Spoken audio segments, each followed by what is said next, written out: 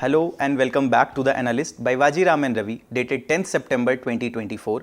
Today again we will be discussing some important topics that has appeared in today's The Hindu and The Indian Express newspapers which are very relevant for your exam. In our first topic we'll look into various aspects of Collegium system in India. After that we'll look into the status of TB burden in India. Then we'll try to look into various challenges pertaining to border management of India. Then we'll look into some basic details about new pacts that has been signed between India and UAE. After that we'll try to decipher some basic details about Office of Chief of Defence Staff. Then at the end we will look into some prelim snippets which will help you in excelling your prelims exam. So stay tuned. So our first topic is Collegium system in India. The context of this topic is that Supreme Court have recently intervened in the decision of Himachal Pradesh High Court Collegium. This particular topic pertains to syllabus of your GS paper 2, Judiciary and Indian Constitution. So Collegium is a Latin word which typically means body of colleagues, or it refers to group of people who works in a professional or academic setting. If you talk about the Collegium system in context of India, it is a system of appointment and transfer of judges of both Supreme Court and High Court which has evolved through various Supreme Court case laws. And interestingly, it is not backed by any statute or law of the Parliament, and neither it is mentioned in the Constitution. So what are those Supreme Court case laws through which this Collegium system has evolved? Before looking into those cases, let's try to look into some of the provisions of the Constitution which talks about the appointment of the Supreme Court and the High Court judges. Under Article 124, Subclause 2, it says that the judges of Supreme Court are appointed by the President, and she should consult such a number of judges of the Supreme Court and of the High Courts in the states as she may deem necessary for the purpose. Under Article 217, it says that the judges of High Court shall be appointed by the President in consultation with the Chief Justice of India and also the Governor of State. The Chief Justice of High Court should also be consulted except in case of his or her own appointment. Now, this word consultation and the number of judges to whom the President should consult is going to shape the structure of Collegium system in future after the commencement of the Constitution. In the first judge's case that came in 1981, Supreme Court said that the consultation under Article 124 doesn't mean concurrence. It means that President is not bound by the advice that is given by the Chief Justice of India in matters of appointment and transfer of the judges. But in the second judge's case, Supreme Court has changed its stance, and this judgment, which is also known by the name Advocates on Record Association versus Union of India case. In this particular case, Supreme Court overruled its previous decision and said that the advice of the Chief Justice of India was binding, and the Chief Justice of India is required to formulate its advice based on a collegium of judges consisting of Chief Justice of India and two senior most Supreme Court judges.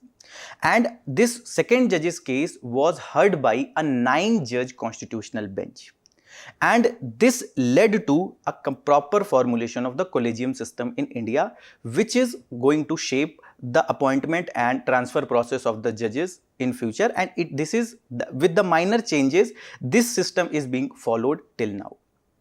In the third judge's case, which was for the reference made by the President, in this case that came in 1998, Supreme Court expanded the Collegium to a 5-member body to include the Chief Justice of India and 4 senior most judges of the court after the Chief Justice of India. So in this case, Supreme Court expanded the size of the Collegium. After this, the central government, the union government, formulated a new law, that is National Judicial Appointment Commission Act. Under this NJAC Act, it has provided for the process of appointment of the judges, which was done through a constitutional amendment. When this 99th Constitutional Amendment Act came in 2015, the validity of that Amendment Act came in front of the Supreme Court.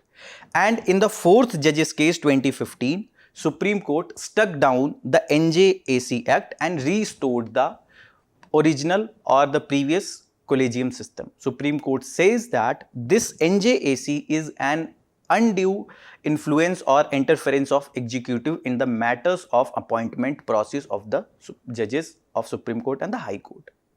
And Supreme Court also says that it is against the impartial or the transparent, independent functioning of the Supreme Court. If we talk about the composition of the Collegium system, the Supreme Court Collegium is a 5-member body which is headed by the incumbent Chief Justice of India and also comprises 4 other senior most judges of the court at that particular time.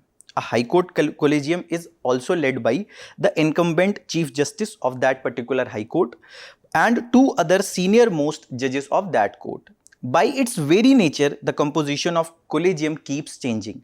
When the incumbent Chief Justice changes, the Collegium keeps on changing with the appointment of new judges or with the coming of new judges. If we talk about the appointment process of Chief Justice of India, the President of India appoints the Chief Justice of India and other Supreme Court judges.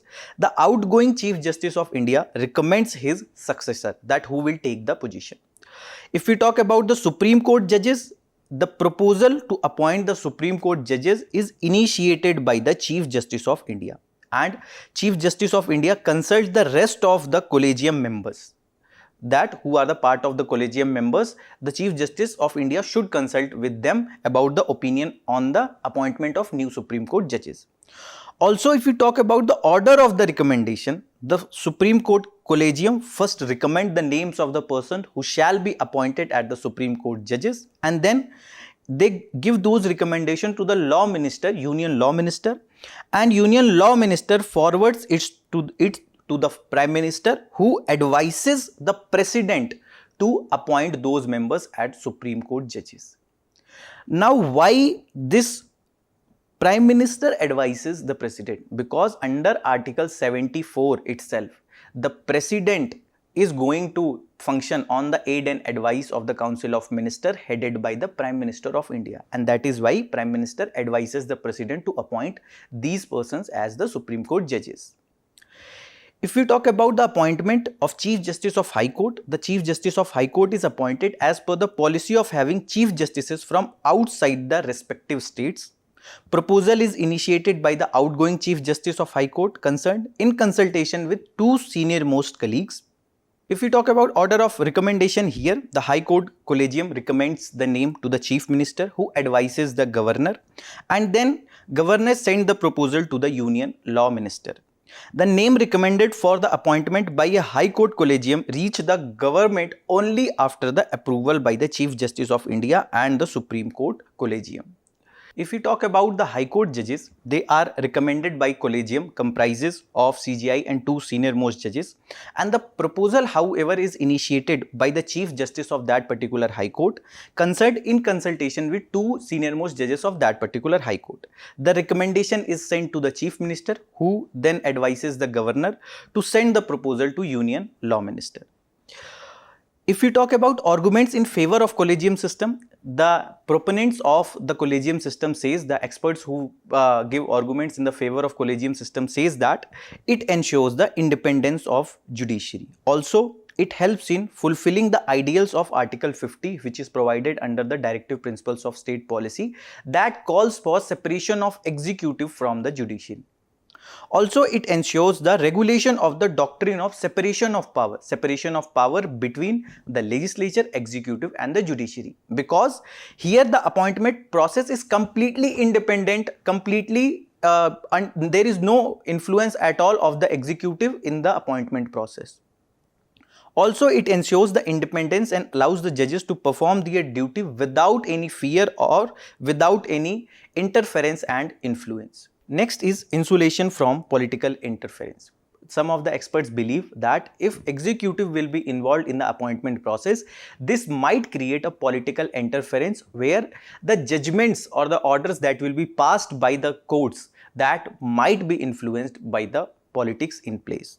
Also, it helps in maintenance of the judicial integrity, where this judicial process is completely independent of any undue interference by any person outside.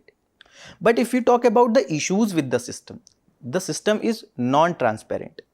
It do not have any official mechanism to disseminate information. Also, it do not have any secretariat so that the information can come out. Whatever the decision is being taken by the Collegium system is completely opaque to the general public. Also, it creates a chances of favoritism and nepotism in the appointment process of the judiciary, because the information is not coming outside. On what basis a particular judge was appointed is not coming outside. So this leads to apprehensions. Some experts believe that this may create a chance of favoritism and nepotism. Also, the exclusion of executive is also a major issue, because if there will be involvement of executive, this can help in creating proper checks and balances between different organs of the government. And why this is an issue? Because this is completely a closed door affair where there is no accountability at all about whatever the decision is being taken by the Collegium. Also, it is against the principle of checks and balances that can help in actually fulfilling the democratic spirit's values of the democratic principles properly. Also, there is no public knowledge of how and when Collegium meets and how it takes its decisions. There are no official minutes of the Collegium systems that are published in the public domain. That is also further creating issues like lack of proper transparency. Also, one of the major issue with the working of the Collegium system is lack of inclusivity. What is happening? As per some of the recent data, the number of judges appointed in all the high courts as well as in the Supreme Court, the presence of the women, presence of minorities, presence of scheduled caste and scheduled tribes are very low. That shows that the recommendation of the Collegium system is not very inclusive. Also, this process itself is very time taking, that then one Collegium system will recommend the name, then it will be passed to by the government, then president will appoint everything. All this process is very time taking. It creates further an issue that the vacancies that are with the Supreme Court and the High Courts in place, that takes lot of time to fill those vacancies. As of now, almost 300 vacancies are lying with the High Courts of the India. If we talk about efforts to reform the Collegium system, the NJAC was one such attempt which came with the 99th Constitutional Amendment Act, but this was struck down by the Supreme Court. What was actually the NJAC? It was a body created to end the 2-decade-old Supreme Court Collegium system of judges appointing judges. It was passed by the Lok Sabha on August 13, 2014, and it was passed by the Rajya Sabha a day later. It will consist of 6 people, CGI, 2 senior-most Supreme Court judges, law minister, and 2 eminent persons who will be appointed by the president. Critics says that judges in the NJAC will need support of others to push a name through, and they fear judicial independence being compromised under this NJAC, and that is why they have stuck down this NJAC. After this memorandum of procedure also came in 1988, which helped in streamlining the appointment process. It has added a balanced mix of merit and seniority through a selection procedure and also through meaningful discussion between the Collegium members. Also, the recommendation of the Collegium are now notified within the days by the government, and the requirements for the candidate consideration have been made public by the Collegium resolution. What are on which basis they will select the members, that information is given in the public domain prior. If we talk about the way forward, there can be a permanent independent body, and this body can recommend the names of the judges who will be appointed in the Supreme Court and the High Courts. And this independent body can be set up on the basis of some of the best practices followed in the world like USA, UK or in Germany. Also, we need to institutionalize the process where we focus more on judicial primacy rather than judicial exclusivity. Means we should ensure that the independence of judiciary is ensured, rather there should be exclusivity. we need to also focus on inclusivity among the members as well as among the persons who are appointed. And for this, we need to reform the memorandum of procedure, the process through which the recommendation or the appointment of members are happening. And we can go for various reforms here. For example, objective criteria should be laid down, and why a person's name was recommended and why a person's name was dropped. All this information should come in the public domain. That will help in improving the transparency. Also, there is need for timely filling up of vacancies, whatever the vacancies are happening, and for this, more and more communication needs to be done between the judiciary, the collegium system and the government in place. And as I have said that we can adopt some of the best practices from the world. For example, from USA, the appointments are made by the president. The judges of the Supreme Court are nominated by the president and confirmed by the United States Senate. Also in UK, the Supreme Court judges are appointed by a 5-people selection commission, and in this committee, the Supreme Court president, his deputy and 1 member each appointed by Judicial Appointment Commission, which consists of layperson, member of judiciary and the Bar of England, Scotland and Northern Ireland. So there can be, as I have said, a permanent independent body that can recommend the names. Some experts believe that there can be some presence of executive, and some of the persons from the bar can be nominated in that independent body, and some Supreme Court judges as well as the Chief Justice can be part of that independent body that will be recommending the names.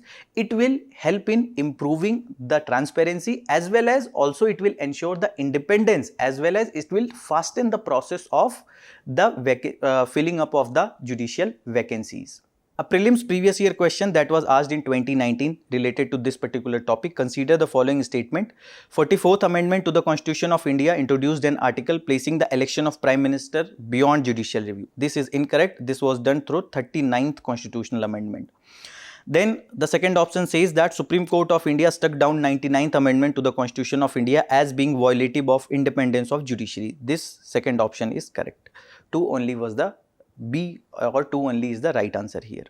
A mains practice question from this topic: trace the evolution of collegium system in India, suggest some potential reforms to make the process of appointment in judiciary more transparent, accountable and inclusive. Our second topic is a look at India's TB battle. Context of this topic is that Union Health Ministry have decided to introduce the new treatment regimen for drug-resistant tuberculosis. This particular topic pertains to syllabus of your GS paper 2, Health, Government Policies and Interventions. This TB or tuberculosis is an airborne disease which is caused by Mycobacterium tuberculosis, and this mainly affects the lungs of any particular person. However, it can also affect other organs of the person. If we talk about various signs and symptoms of the tuberculosis, okay, it can lead to weight loss, reduced appetite, persistent fever, cough for more than 14 days, coughing of blood, fatigue, night sweats, etc. Now, why we are reading this topic, why we are learning this topic today, is the context of this topic is that government has approved the BPALM regimen comprising 4 drugs, that is bedaquiline, pretomanide, linezolid and moxifloxacin. And earlier some of the other drugs like isoniazid and rifampicin was used, which were not very effective to treat the multi-drug resistant TB. And this regimen comprising of 4 drugs has the government have came to the conclusion that this is much more effective in treating the MDR TB. We can get better outcomes, and it will also help in shortening the time duration that is needed to treat the tuberculosis. If you talk about TB cases in India over the years, as per India TB report 2024, estimated cases are almost 27.8 lakh. And the number of cases reported are almost 25.5 lakh cases, and reporting from the private sector is very less, that is 8.4 lakhs. So this also shows us the point that majority of the TB burden are being seen or are being looked by the public health department only, public health sector only. If we talk about the percentage of cases from the private sector, it is only 32.90%. And estimated mortality is around 3.2 lakh as per the India TB report 2024. If we talk about various challenges in eliminating TB in India, first, the biggest issue is the high burden of TB in India. As per some estimates, as per the World Health Organization, India has largest number of tuberculosis patients in the world. and India have almost 27% of total TB burden of the world. Then the drug resistant TB, which has increased, the cases of drug resistant TB have increased in past few years, and there are various causes for that. The stereotyping with regard to the TB patient, that we should not eat with the TB patient, we should not touch the TB patient, since this is a contagious disease. So in this fear of the isolation leads to people not reporting the TB cases, and this led to further spread of TB as well as the cases of drug resistant TB comes in the society. Also, people do not complete their whole process, whole complete course of the antibiotics. After going for few months, they think their TB is now completely cured and they leave the dose of the antibiotics, which leads to that bacteria is now unresponsive to some of the first line antibiotic drugs. In India, the drug resistant TB or the multi drug resistant TB cases have amplified to a very high scale in last few years. Then the next major issue is the limited access to the healthcare. As per this data by Ministry of Health and Family Welfare, you can see the primary health care, the recommended health centers are 27,661, and the current health center that we have is only 23,236. If we talk about the community health center, recommended are 6,692, and we have only 3,346 community health center. This shows that there is lack of proper primary health care centers as well as community health care centers. This also creates an issue where people do not find a proper hospital to get the treatment of the TB. Also, the stigma and the discrimination that we have talked about, that they fear that they will be isolated in the society and they will not feel integrated in the society, and that is why they do not report their TB with the family members or with the doctors. Then the poor living condition. TB is one such disease which is also called as the disease of the poor, because it thrives in the poor unhygienic conditions. And if you look into this data, that proportion of slum households and the poor households in selected cities in India, it is much higher in majority of the metropolitan cities, where in these slums we do not have proper sanitation facilities, we do not have proper potable water facilities, and this is in these slums itself the thrive of the tuberculosis bacteria happens at a very high rate, at a much faster rate. So this poor living condition is also a major issue due to which the tuberculosis is spreading at a much faster rate in India. Then the limited awareness with the people, with the persons about the dose that a person should take about the tuberculosis and about the completion of course that they should do. So this also create an issue that the persistence of TB is happening in India. If we talk about various government initiatives that has been taken by the government, Pradhan Mantri TB Mukt Bharat Abhiyan, which is providing nutritional support, and it is also increasing access to diagnostic and treatment. And now government have also shifted towards molecular test of the tuberculosis, which have a better rate of diagnostics as compared to earlier the cultural test which we were doing. Then the National Strategic Plan, which is ensuring the quality diagnosis, treatment and support to every TB patient. As the target of India is to eliminate tuberculosis by 2025, 5 years earlier than the global target of the WHO, that is to end TB by 2030. Under this National Strategic Plan, we are providing free of cost diagnosis and the treatment facilities including anti-TB drugs to all TB patients under the revised National Tuberculosis Control Program, that is RNTCP. And 12,000 crore has been allocated for next 3 years, 500 per patient per month for nutritional support to all TB affected patients under this revised National Tuberculosis Control Program. Then there is also one scheme that is being run by the government named Nikshay Poshan Yojana. Under this also nutritional support is provided. Financial incentive of 500 per person per month for each notified TB patient. Incentive for complete duration of anti-TB treatment to the patient. Incentive will be distributed in cash via direct benefit transfer or in kind. Also, government is promoting various antibiotic drugs at the primary health care centers like rifampicin, isoniazid, etc. So what should be the way forward? First, we need to engage better with the private hospitals and the chemists, because as we know that the doctor patient ratio in India is very poor. Second, the penetration of the government health centers are also not very sound. Primary healthcare centers and the chemist that can be of very helpful. We need to make them aware about the various drugs that are needed in the TB, the doses that are needed to be recommended to the patients, and they can be of great help in eliminating TB by 2025. Also, we need to leverage the contact of rural medical practitioners.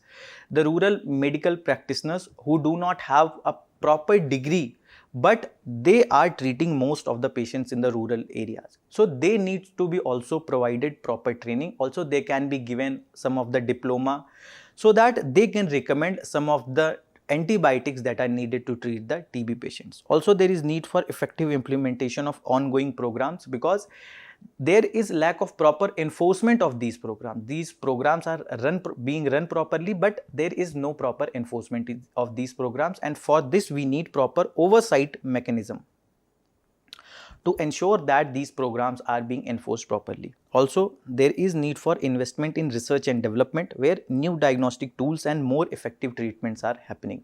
What government has shifted to molecular tests, that needs to be promoted at a larger scale. Also, there is need for increase in the government funding for treatment of the TB patients and elimination of the TB. Also, there is much more need for awareness generation, and for this we need to leverage the potential of non-governmental organization, civil society organization. More and more collaboration is needed between the state government, central government and these civil society organization, because they can be of great help in improving the awareness with the people who have TB. A mains practice question that you people can try from this particular topic is that discuss the various challenges associated with TB eradication in India and list some of the government measures adopted by the government of India to end TB by 2025. Next topic is border management challenges in India. The context of this topic is that 2 militants killed as army foils infiltration bid in Jammu and Kashmir, Rajouri. This particular topic pertains to syllabus of your GS paper 3, security challenges and their management in border areas. If we talk about border management, it pertains to securing countries' border with interest hostile to the countries. Also, it involves putting in place systems that can interdict such hostile elements and that can facilitate legitimate trade and transactions of goods and services. If you talk about India's international land border, we have border with Afghanistan, Pakistan, China, Bhutan, Nepal, Myanmar and Bangladesh. If you talk about the border that we have with the Pakistan, we have international border starting from Gujarat to northern bank of Chenab in Akhnur sector, which is almost 2400 km. Then we have LOC or line of control, which is a ceasefire line between India and Pakistan, and it extends from Jammu to Leh, and it has came majorly after 1948 and 1971 wars. Then this is AGPL or actual ground position line, which is a 110 km line starting from NJ 9842 to Indira Call. And Indira Call is the northernmost point of India. So this mainly decides the actual positions of the troops of India and Pakistan in the Siachen region. What is the importance of effective border management? Counter-terrorism. That many of the terrorism activities that are happening in India, the infiltration bids that are happening either from LOC region or from international border region, if our borders will be secure, we can tackle those terrorist related activities. For example, the 26/11 attacks that has happened, mainly the terrorists came through this coastline area and they reached to the Mumbai. Then many of the attacks, whether it was at the Pathankot, Uri or Udhampur, all that is happening by the infiltration bits that are happening through the international border as well as through the LOC region. So if we will go for effective border management, our borders will not be porous and there will be a proper checks at the borders, it will help in ensuring that no terrorist activities are happening. Also, it will help in limiting the organized crime, whether it is human trafficking, whether it is drug trafficking or illicit trades of cattle, etc. That can be tackled well through the effective border management. Also, some of the new phenomena that are happening, for example, narco terrorism, means the money that is actually being used in the drug trafficking or the narco trade that are being used to spread the terrorist activities in India. So these kind of activities can be also addressed, that can be also tackled very well if our borders will be managed properly. Then it can also suppress the cross-border insurgency. The insurgent group, when the borders are the porous, for example, in the case of Myanmar, etc. So after creating law and order situations, these people fled to these through these international borders to our neighboring countries, and it becomes very difficult to get hold of them. So that also brings us to the point that there is need for effective border management. Also, it will help in preserving the sovereignty of India, that our land is properly secured and there is no undue influence of any hostile element on the soil of India. Also, it will help in regulating the migration, especially the illegal migration that is coming from the other countries to India. For example, recently, after the change of government in the Bangladesh, what we have seen that there has been lot of Bangladeshis who were trying to infiltrate, who were trying to come into India, or the issue of Rohingya migration in India from Myanmar. So that is happening because of the porous borders that we have at present and lack of effective border management that we have at present. Also, you see that in last few years, there has been lot of militants that got killed while doing the infiltration bid along the LOC line and also through the international borders. That also shows that we need to have a proper focus on our borders properly. So what are the various challenges with regard to effective border management? If we talk about the border with the Pakistan, we have a disputed area like Sir Creek and the LOC. You tell me in the comment box that this Sir Creek region is located in which state. Then the terrorist intrusion from other side of the border, insurgency in Kashmir along LOC, proximity to Golden Crescent adds threats of drug trafficking as well as narco terrorism. Then fake currency and arms trafficking, movement of drones for airdropping drugs, arms and ammunition from the Pakistan. You would be encountering these kind of news that BSF has shot down various drones through the international border. Along with that, army have also shot down various drones along the LOCs. Then if we talk about the challenges related to China, non-demarcated border due to complex topography of the region, and that create lot of skirmishes along these borders. For example, Galwan clashes, etc. that has happened, and the major reason for that was that the non-demarcation of the border with the China. High border area infrastructure investment from the China, that is creating lot of security concerns for India. Claim of China over Arunachal Pradesh, aggression of China in Ladakh area, and smuggling of electronic and other cheap Chinese goods. Also, if we talk about challenges with regard to Bangladesh, the porous nature of border that we have, difficulty in identifying Bangladeshi nationals, change of profile of border areas, continuous influx of illegal migrants has resulted in a change of profile of the border areas, human trafficking, drug trafficking and cattle trade that is happening along the border, smuggling of cattle, drugs, fake currency, gold, all these are issue with the India-Bangladesh border. If we talk about the challenges related to Myanmar border, the free movement regime and this misuse of free movement regime by the insurgent groups in the northeast region.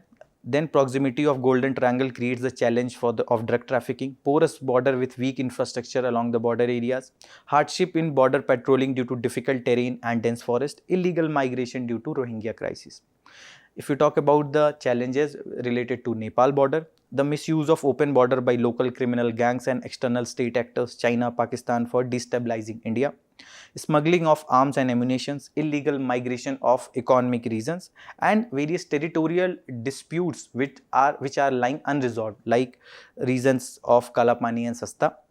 Then if we talk about the Bhutan, we have the least challenges with regard to one of our neighbor, that is Bhutan. But there is a tri-junction dispute. The name of that tri-junction, please comment in the comment box. Use of Bhutan territory by insurgent group for anti-India activities. Porous border leads to smuggling of goods such as Bhutanese cannabis, liquor and forest products. So these are major challenges that we are facing with regard to our neighbors. If you talk about various government initiatives that has been taken to address the border management effectively, there is comprehensive integrated border management system that will be deployed on the Pakistan border, and that this integrates manpower, sensors and command and control to facilitate quick response to tackle any infiltration bid properly. This will counter infiltration and cross-border terrorist attacks by using the technology that can detect infiltration via land, underwater and tunnels. If we talk about another measure, that is BOLD QIT, or Border Electronic Dominated QIT Interception Technique, and this also comes under this comprehensive integrated border management system. And in January 2018, IT wing of BSF undertook the project BOLD QIT. It includes technical systems under the BMS, which enables BSF to equip India-Bangla border with different kind of sensors so that we can detect all the movement properly. Then if you talk about another measure, that is border infrastructure management, which is being run by the Department of Border Management under the Ministry of Home Affairs.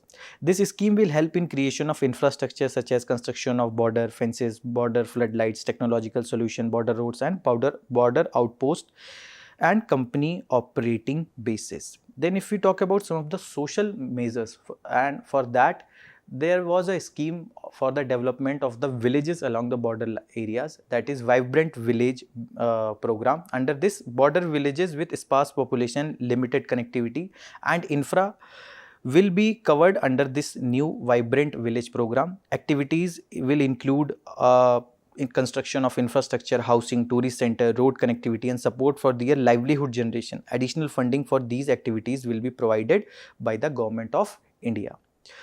So what should be the way forward, that how we can actually tackle our border properly, how we can tackle the challenges along the border properly? First, we need to address the administrative challenges that has been also recommended by the GP Bhatnagar committee.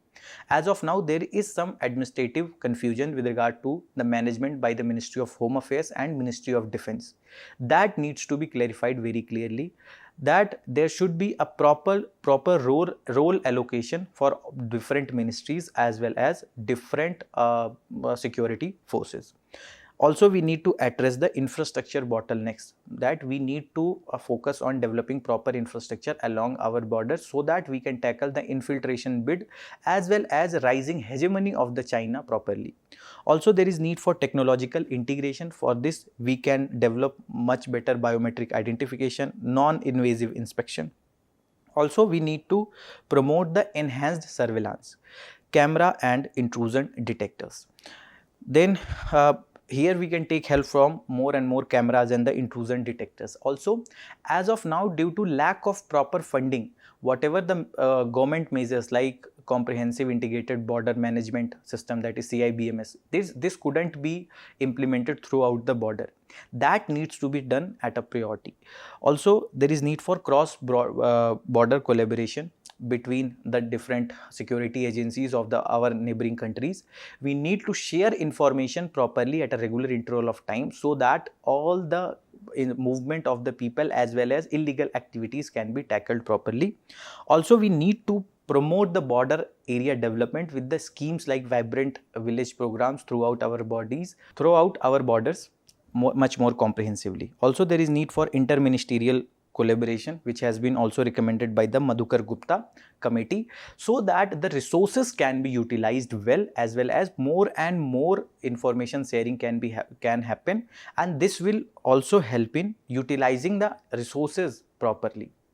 You can see that this border management topic is one of the favorite and important topic of the UPSC. In last few years, you can see that almost every alternate year there was a question asked from this particular topic. You can solve some of these questions that were asked previously from this particular topic. A mains practice question from this topic is that given India's vast and diverse border, what are the key challenges it faces in managing its border? How can India address these challenges and ensure effective border security? Next topic is new pacts between India and UAE. The context of this topic is that India UAE signed 5 pacts to push nuclear energy and fossil fuel partnership. This particular topic pertains to syllabus of your GS paper 2, India and its neighborhood, bilateral grouping and agreements. So recently, the India and UAE have signed new pacts. The first is with regard to civil nuclear cooperation. The deal between the Nuclear Power Corporation of India Limited and Emirates Nuclear Energy Corporation, and this is led by Barak Nuclear Power Plant for the operation and maintenance. And this civil nuclear cooperation will involve operation and maintenance of nuclear power plants, the sourcing of nuclear goods and services from India, and they will also provide a framework for exploring mutual investment opportunities and capacity building in the civil nuclear domain. If we talk about other pacts, the second is with regard to LNG supply. Then for this they have signed the memorandum of understanding for long-term LNG supply between Abu Dhabi National Oil Company and Indian Oil Corporation Limited. So basically MOU is the first step towards signing a formal agreement.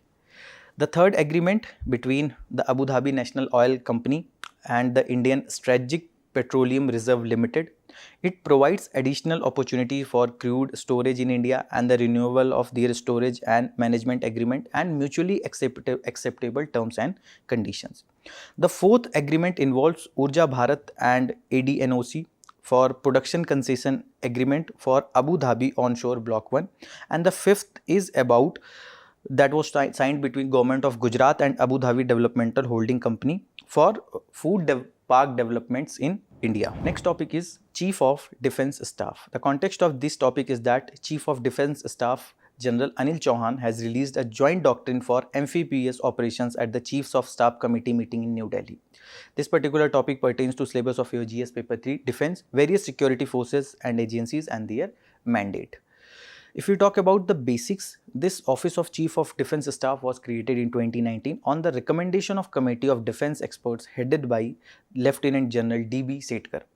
Aim of creation of this office was to foster greater operational synergy between the 3 service branches of the Indian military and to keep inter-services friction to a minimum level. Also, this Chief of Defence Staff heads the newly created Department of Military Affairs in the Ministry of Defence, and this CDS will act as a single point military advisor to the Defence Minister on matters involving all 3 services as well as all 3 service chiefs. They are vested with the authority in prioritizing inter-service procurement decision, and the CDS also act as a permanent chairman of Chief of Staff Committee. The CDS is also vested with authority to provide directives to 3 chiefs. But he does not enjoy any command authority, and this is the point from which the UPSC asked one question in the prelims of 2024 exam, that he doesn't enjoy any command authority over any of the forces. Also, CDS is first among equals. He enjoys a rank of secretary with the Department of Defence, and his powers will be confined only to the revenue budget. He will also perform the advisory role in Nuclear Command Authority. You tell me in the comment box that who is the head of Nuclear Command Authority. This was the prelims 2024 question that was asked, that what are the duties of the Chief of Defence Staff as head of Department of Military Affairs.